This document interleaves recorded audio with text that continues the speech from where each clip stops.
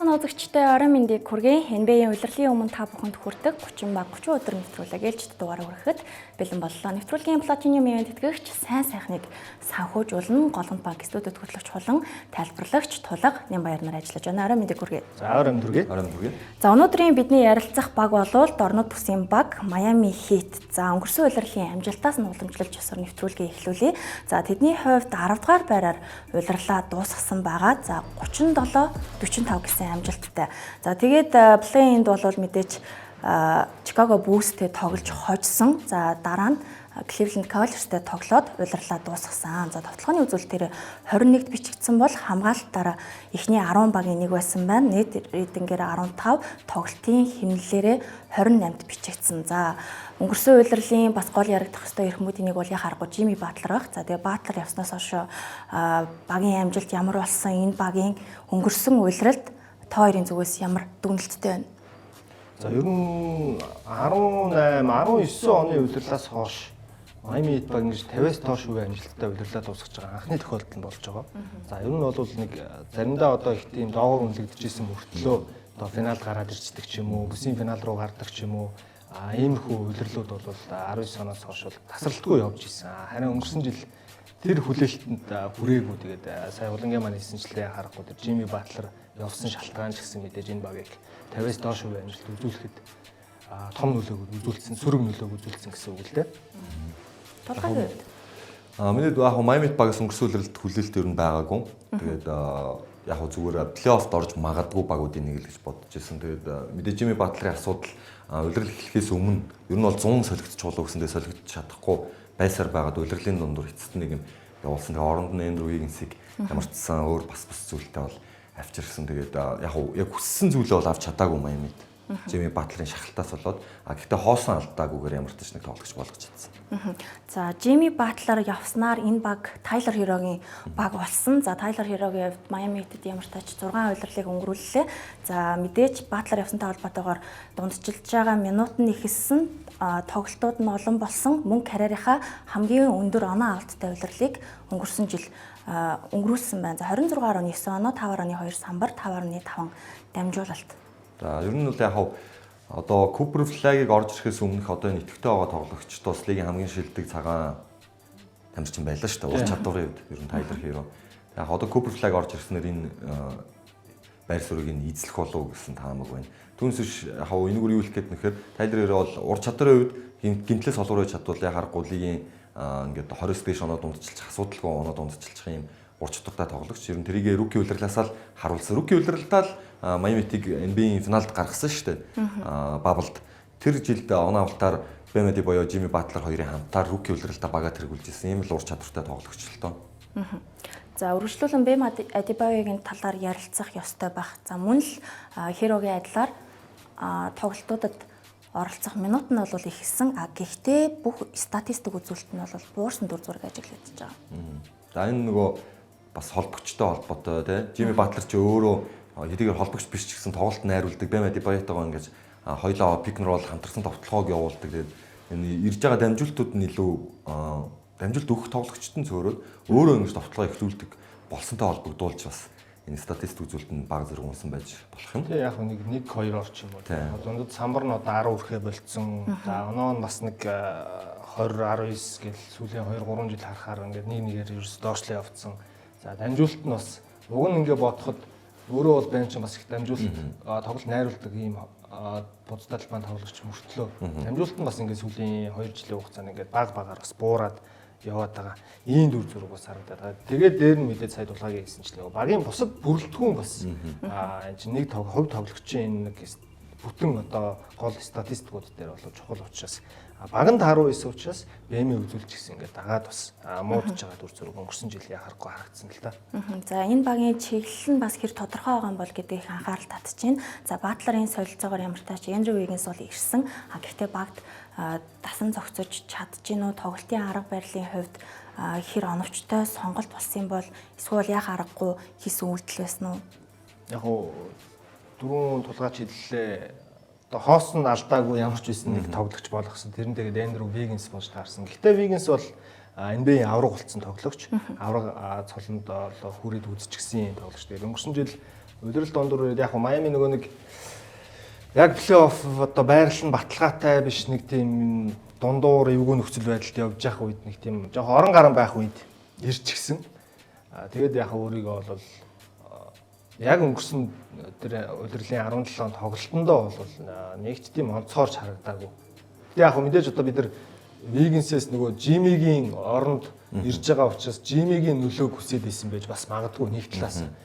Гэхдээ Жими Батлерын хэмжээнд Вигинс хүрэх тоглогч уу үгүй гэвэл тэр чинь эргэлзээтэй асуудал. Тэгэхээр тийм зүйл хүлээг хуучны яг нөгөө Вигинсээс хардаг байсан тэр тоглолт тэр статистик бол уг нь гаргасан байна. Одоо хаалт хийсэн байна, бөмбөг тасалсан байна. За оноо авалт нь бас 19-20 орчим байсан байна гэдэг. Тэр зүгээр одоо яг энэ бүтэн үйлрэлт Вигинсээс илүү хүлээлт бол арай өндөр болж байна.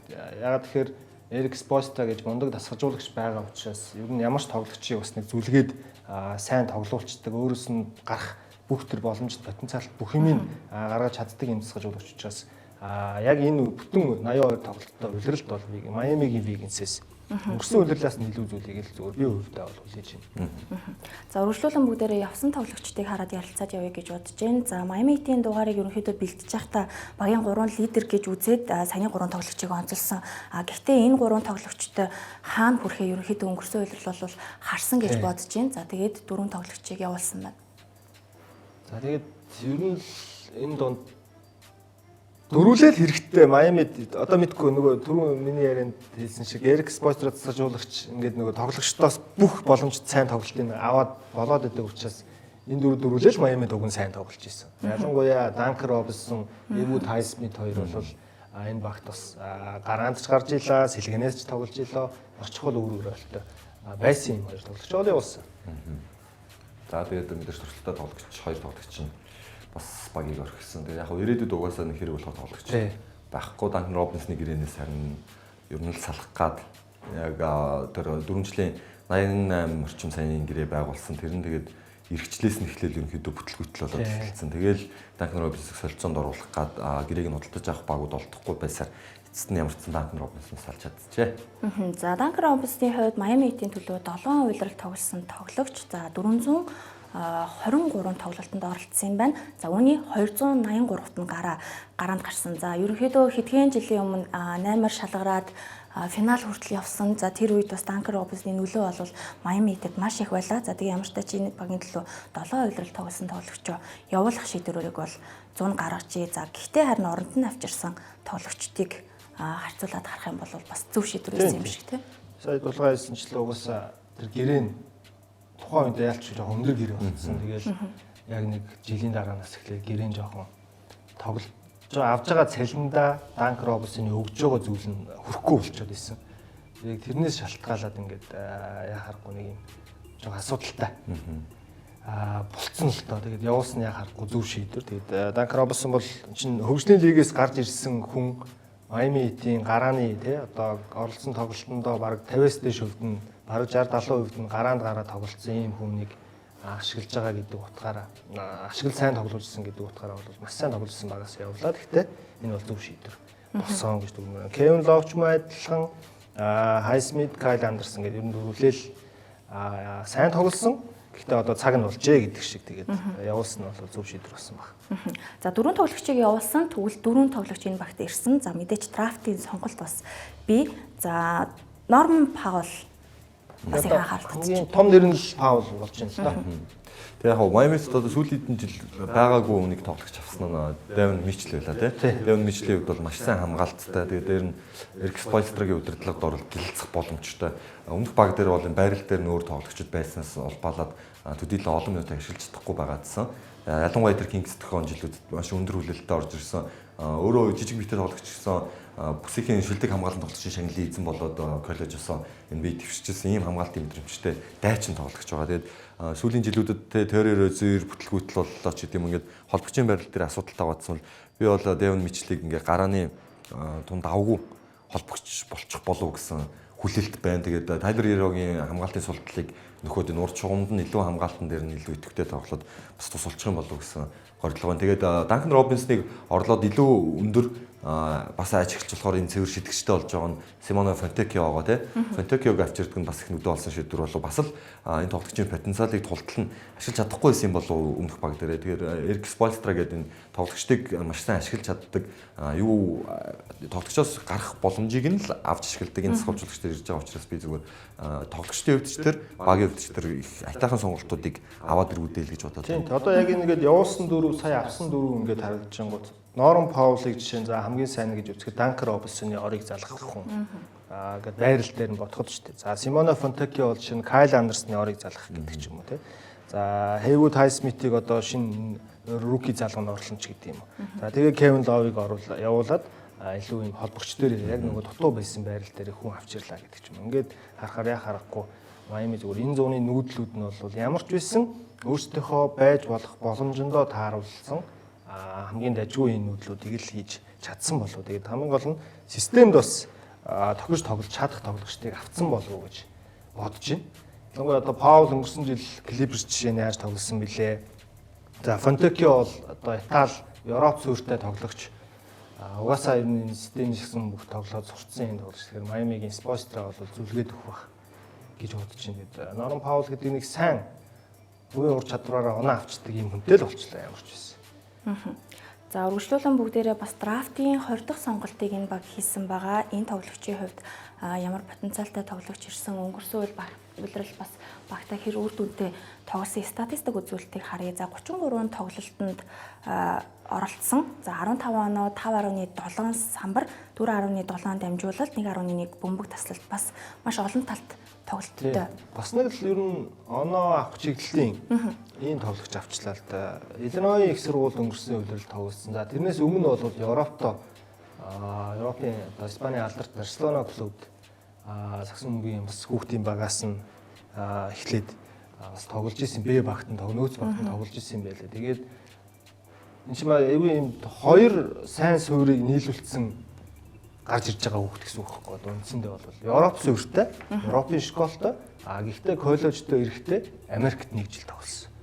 Тэгээ Nike Hoop Summit гэдэг юм уу одоо энэ Америкийн коллежуудын дундх конференцийнхоо одоо бүх дэлгэлийн багт багтсан ч гэдэг юм ингээд маш их одоо өндрөөр үнэлэгдэж дажгүй тоглож исэн энэ тоглогчийг бас лидвид тоглогчийг сонгоо авсан гэдгээрээ энэ залуу бол одоо яг Майамигийн товтлогоо тал дээр бол нэлээд л тусгуулах болов уу гэж найдаж байна. Гэхдээ одоо яг тоглолтыг нь одоо шууд үзээгүй болохоор бас хэлэхэд ирж байх тийм ээ. Тийм одоо тэгээ хай имиж тийм одоо ингээ байрал давхцах тоглогчид бас байна л да.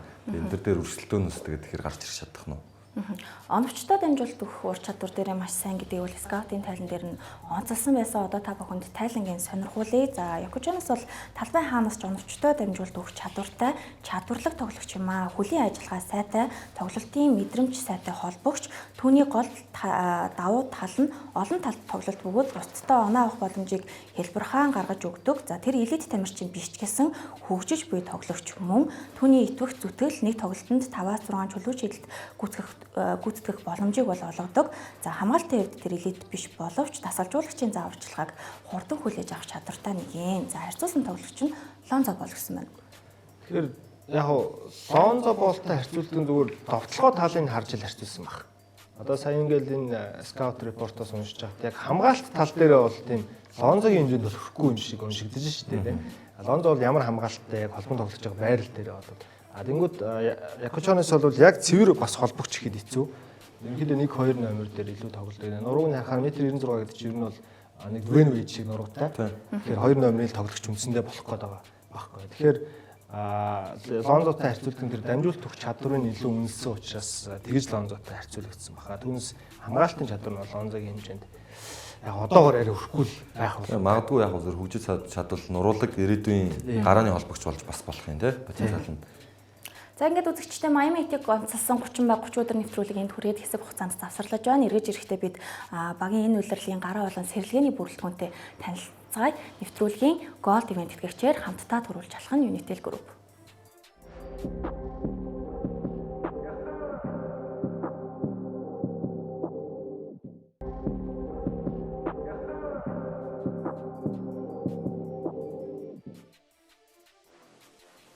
Эргэн тавтай морил үзэгчтэй 30 баг 30 өдөр Miami Heat-ийг онцлсон дугаараа хүргэж байна. За үргэлжлүүлэн бүгдээрээ энэ багийн цалингийн зэстэй танилццгаая.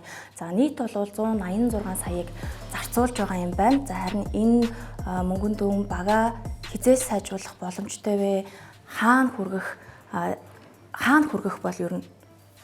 За ер нь Miami-гийн энэ жилээс одоо яг өнгөрсөн жилийн тэр үзүүлэлт амжилт баг харагдах гад байна уу да. Одоо зарцуулж байгаа мөнгийг харсан ч тэр.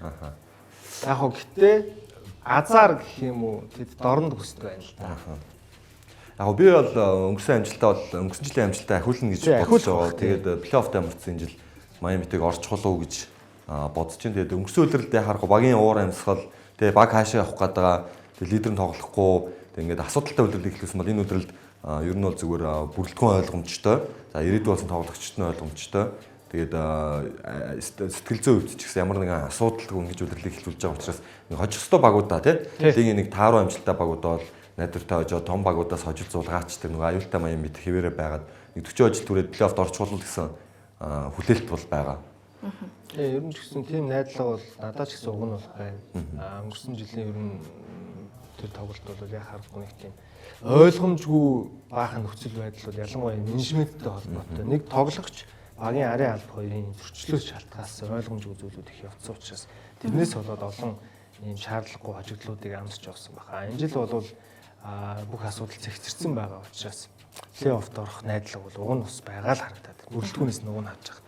За Батлерын гэрээ байхгүй учраас энэтэй ч сайжруулах боломж бол бүрэн бий. За 26-аас 27 оны үлрэлт Баталгаад гэрээтэй тоглогчдыг харцгаая. За 9 тоглогч бол бичигдэж байгаа. Одоо тэгээ багийн гол хүн мэдээж бэм болцсон. Тэгээ яг одоо бас сүүлийн үед гарч байгаа мэдээллүүдээс харахад ер нь энэ 27 оны 100 Miami бол нэлээд төвлөрч Miami ч гэлтгүй те ер нь бүх баг төвлөрж орж тий Янас Антетокумпо гэдэг тоглогчоос шалтгаалаад тэгээд одоо хэдхэн хоногийн өмнө гарсан мэдээлэлээр бол Бэм Адебойг оролцуулахгүйгээр Янасын төлөө явнаа гэдэг ийм одоо санал тавихад бэлтгэж байгаа гэдэг ийм мэдээллүүд бас 4-5 хоногийн өмнөөс гараад эхэллээ. Тэгэхээр Бэмгүүгээр одоо жишээ нь энд байгаа гэрээтэй тоглогчдыг өгөөд Янасыг авна гэдэг нөхцөл байдал яг үнэндээ бодит байдал дээр бас хэцүү харагдаж байгаа.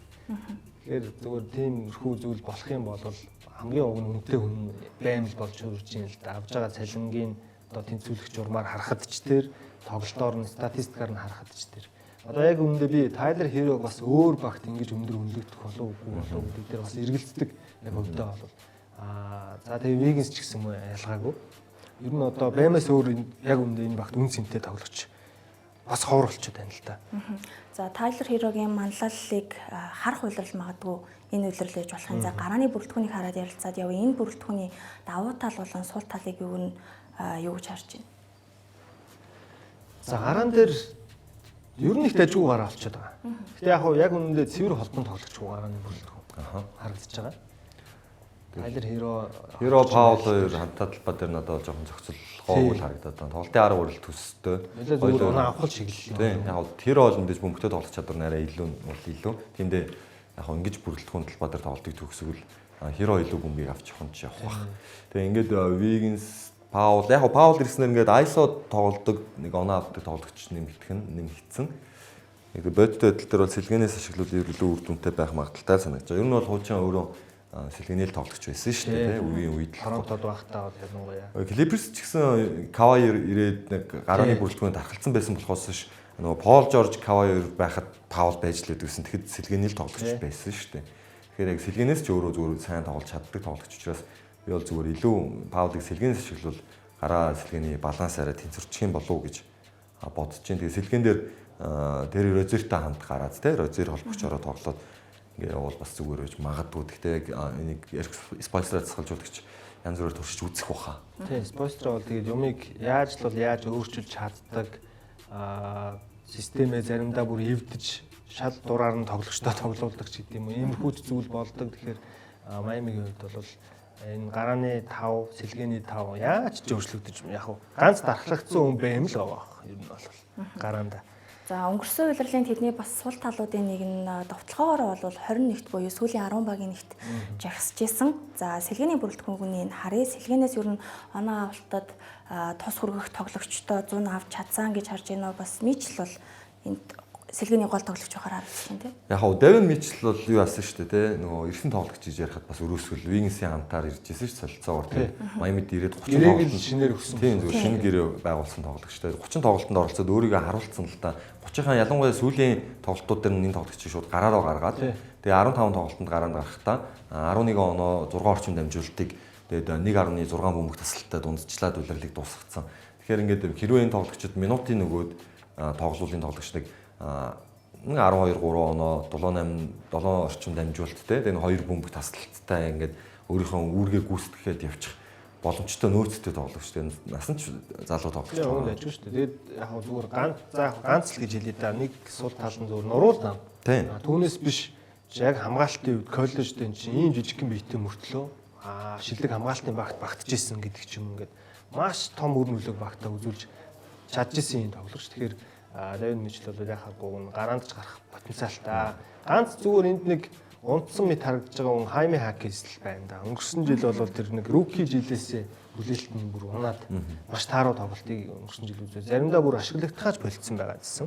За нэг сайн мэдээ энэ жил саяхан Никола Йовичд бол энэ зүүн гэрээг нь өрчлөө. Майами баг гэрээгийн сунгаад цаашдаа энэ тоглогчийг бас багийнхаа ирээдүйд хараад явж байгаа гэдгийг одоо энэ гэрээг сонголтаараа бол илэрхийлсэн байгаа. Тэгэхээр Йович бас нэг гинтл бэртлийн асуудалгүй энэ жил нэг хөтөн үйлрэлд тоглож чадах юм бол бас сэлгэнээс ч тэр заримдаа бүр гараа руу ч орох боломжтой. Ийм залуу. Тийм бүрэлдэхүүн хараад дайжгүй нэрсэн байна. Гэхдээ зөв сэлгэнд нэг харагдаад байгаа юм нөгөө Келэлвэр гараа руу гарчаар Бэмиг дөрөөр ашиглаад тэгэхээр төвгөө болчихж байгаа. Йович Хайми хоёр ингээ тоглолтын арга барил бас төстэй. Йович арай өндөрч гисэн. Хоёулаа ингээд юм комбо форвард те. Ийм байрлалын тоглогчлохоор энэ хоёр ингээд хамтдаа талбай дээр тоглохоор бас нэгнийхэн тоглолтыг унгах гэдэг талууд байдаг. Ер нь ирээдүйд Йовичийг авч ирдээ Хаймиг явуулахыг ч үгүйсэхгүй. Тэгэхээр Хаймиг бас солилцоон дээр харамлаад байгаа шүү дээ. Ингээ бодохоор бас өөр бодсон зүйлс Падрайл ирэхэмд байж байхыг үгүйсэхгүй. Одоо өвөл Майамиг юм ер нь дуусах байхаа. Энэ өвөл дахиад төвийн тоглогч ер нь бас нэмж авч магадгүй бах. Ядаж сэлгээндээ. Тэгэхгүй бол одоо яг саяны гараа сэлгийг харахаар ингээд Баймаас өөр яг цэвэр төвийн тоглогч. Келвэрээс өөр цэвэр төвийн тоглогч. Тэр хоёр нь гараандаа тоглолцохоор ингээд яг үнэндээ төвийн тоглогч болчиход байгаа хэрэг. Тэгэхээр энэ үйл Майами дахиад Бохотоос өмнө солилцоо бол хийж л таарах болов уу гэж бодож байна. За багийн дасгалжуулагчдын бүрэлдэхүүнтэй танилццгаая. За онцгой өөрчлөлт бол ороогүй мэдээж Эрик Спойлстра дасгалжуулагч удирдах байгаа юм байна. За одоо ч баг Спойлстра ч лигт нэг бага хамгийн удаа удирдах байгаа дасгалжуулагч болж байна. 2008 оноос 9 оноос хойш.